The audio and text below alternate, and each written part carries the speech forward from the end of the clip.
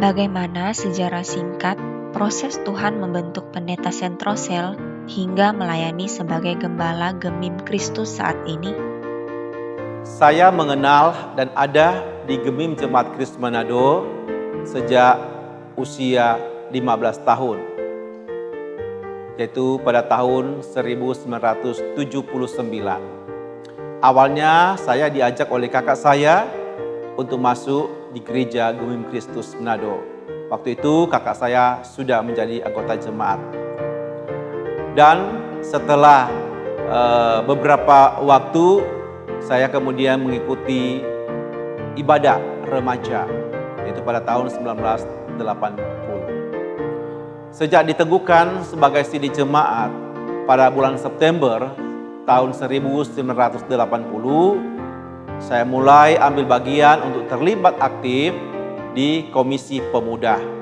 Waktu itu ikut terlibat dalam paduan suara pemuda dan juga mengikuti kebaktian doa pemuda yang dilaksanakan setiap hari Sabtu malam.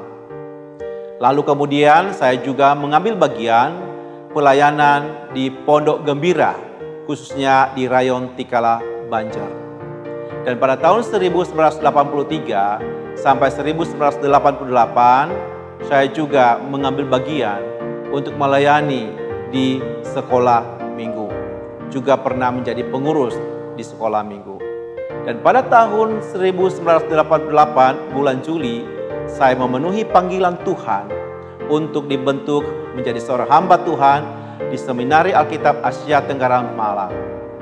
Selesai studi pada tahun 1993, saya melayani Tuhan di beberapa gereja, baik di Gemim Kristus Bitung, di Gereja Kristen Kalam Kudus Bandung, dan di Gereja Kristen Abdiel Malang. Dan sejak tahun 2004 sampai sekarang kembali melayani di Gemim Kristus Manado. Apa harapan dan rencana yang ditanamkan Tuhan dalam pergumulan pendeta Sentrosel untuk Gemim Kristus? Gereja kita sudah 60 tahun. Dan kita bersyukur melihat perkembangan gereja, baik secara keanggotaan maupun sarana prasarana yang ada. Harapan saya ke depan, ada lebih banyak lagi jemaat dan kaum muda yang terlibat di dalam pelayanan. Oleh karena itu, saya punya kerinduan agar ke depannya sudah seharusnya gereja kita juga memikirkan untuk membentuk gereja cabang lewat rayon-rayon yang ada. Sehingga pelayanan makin luas dan makin banyak jemaat yang terlibat dalam pelayanan, khususnya untuk menjangkau jiwa-jiwa yang terhilang. Demikian juga gereja kita dalam melaksanakan visi dan misi gereja, yaitu untuk menjadi murid Kristus yang mengasihi Allah, melayani sesama, dan menjangkau yang terhilang. Maka perlunya anggota jemaat dapat terlibat dalam kelompok kecil.